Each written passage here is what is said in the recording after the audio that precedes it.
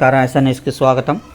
గరికపాటి రాజారావు 61వ వర్ధంతి సందర్భంగా ఒంగోలులోని ప్రజా కళావేదిక నందు భవిత్య కోశం బాలోత్సవం కార్యక్రమాన్ని నిర్వహించారు.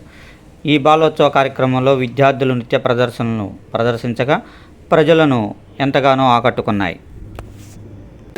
ఇప్పుడు ఈ ప్రోగ్రాం చేయడానికి 1 లక్ష రూపాయలు 2 లక్షలు మినిమం అవుతుంది.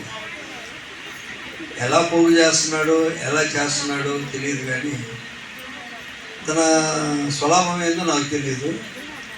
దానిలో ఏం మిగులుతుందో, తన జీవనం ఎట్లా సాగిస్తున్నాడో అయితే నాకు తెలియదు. బట్ ఎప్పుడు కూడా ఏదో ఒక ప్రోగ్రామ్స్ చేయడానికే తన జీవితాన్ని నడుపుతూ ఉన్నాడు.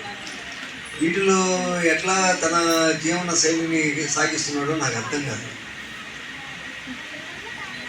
ఇప్పుడు ఎవరో ఒకళ్ళు 1 రూపాయి లేదా ఏదో రకంగా పాంప్లెట్లు కను లేదా అకామిడేషన్ కను లేదా ఇంకోటి ఇచ్చినా అది వాటికే సరిపోయిద్దేమో, కానీ ఏం మిగుల్చుకునే మెంటాలిటీ కాదు.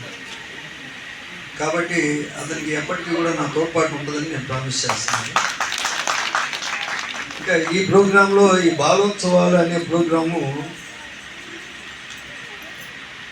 చేయడానికి కారణం గరికపాటి రాజారావు గారు అనే ఒక పెద్ద మనిషి 61